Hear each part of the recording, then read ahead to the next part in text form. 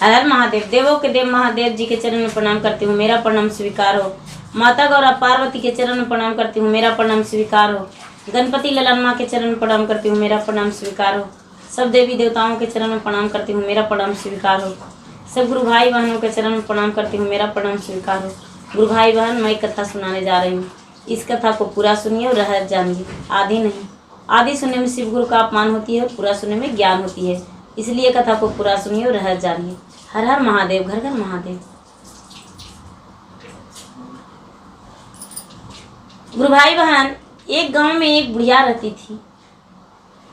वो बेचारी बूढ़ी तो पहले से नहीं थी, उम्र ढलने के बाद वो बूढ़ी हो चुकी थी, लेकिन वो बुढ़िया जो थी, तो जब उसका शादी हुआ, गौना हुआ और उसका पेट में 1 माह का बच्चा गर्भ में था, तब कि उसका पति स्वर्गवास कर गए।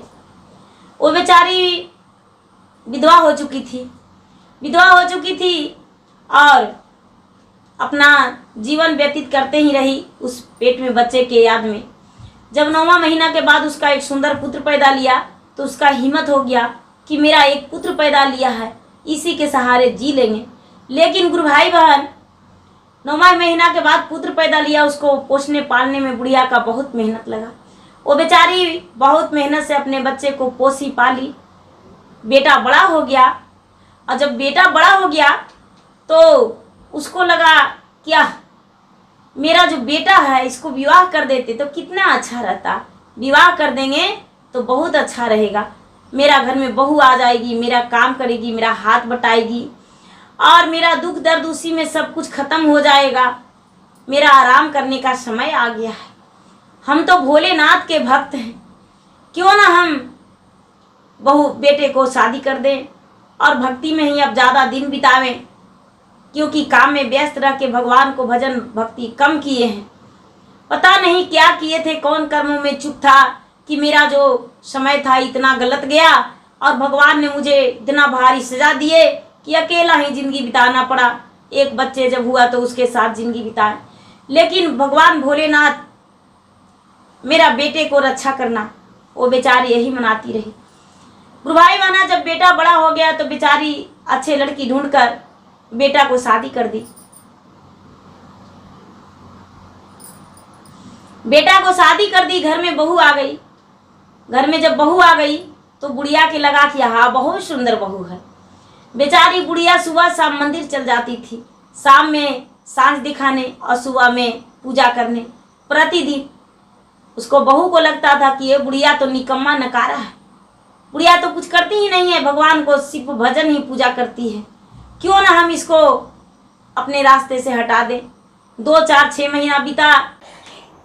बुढ़िया की बहू बुढ़िया के बेटे से बोलती है, क्या माँ जी पहले भी ऐसा ही करते थे? माँ तो अनर्थ करते हैं, माँ तो बस दिन भर अपने पूजा पाठ में लगे हुए रहते हैं, क्या आगे भी ऐसा ही करेंगे? अच्छा नहीं लगता है क्या? पूजा पाठ करने में ही हम सबका गुजर हो जाएगा, माँ का और कोई काम नहीं है? बेटा बोलता है, बोलो तुम्हारा कहना क्या है? आखिर माँ भी तो इसी घर में रहेगी ना। ये बहू कहती है, देखिए यदि आप गलत ना समझे तो कुछ हम कहना चाहते हैं, सुनिए मेरा बात। उसके बेटा बोले, क्या? तो देखिए, माँ को हम नशे का जड़ी औषधि पिला देंगे, आप माँ को जंगल में ले जाकर छोड़ दीजिएगा, माँ जंगल में मर जाएगी, सियार मकार खा जाएगा। ये जो बेटा है बोला कि अरे ये तो बहुत अच्छा तरकीब है, क्यों ना आज ही ऐसा कर देना। बोले ठीक है। शाम का समय में बेचारी बुढ़िया जो थी रात्रि में सारी बात सुन ली थी। सवेरा हुआ तो बहू ने गिलास में दूध देने गई, सास नहीं पी दूध और क्या की हल्दी को चूरने लगी। हल्दी चूर के एक गठरी बना ली और बुढ़िया झूठ मूठ के अपना आंखें बंद कर ली। बेटा ने कंधे पर उठाया। बुढ़िया सोचती रही कि क्यों ना मुझे मरना ही भला है, जंगल में चल जाएंगे, मुझे बाघ सियार खा जाएगा, मुझे स्वर्ग की प्राप्ति होगा, कुछ तो उसका काम में आ जाएंगे। बेटा मुझे यदि वैसा कर देता है तो बड़ी खुशी की बात है। बेटा ने कंधे पर उठाया और माँ को लेकर चल दिया। बेचारी बुढ़िया ने अपना शरीर के अंदर बांध के रखी थी हल्दी पाउडर। वो क्या की कि इसका बेटा को नहीं पता चला और पीछे से लाद लिया अपना बेटा। और ये बुढ़िया जा रही है और थोड़ी दूर जाने के बाद जब जंगल की ओर जाने लगी तो हल्दी पाउडर गिराने लगी। बेटा जंगल में उसको बुढ़िया को सुला दिया और जंगल में सुला देने के बाद चलने लगा तो बुढ़िया कहती है बेटा बेटा। तो ये जो बेटा है वो बोलता है क्या माँ। बेटा का हृदय फाट गया। ले जाते जाते भी लग रहा था माँ ने मुझे कंधे पर सुलाई थी घुमाई थी।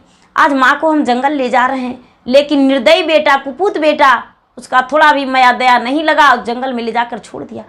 जब जंगल में से माँ कहती है बेटा हल्दी के निशान से चला जाना घर बेटा, क्योंकि जंगल भारी है।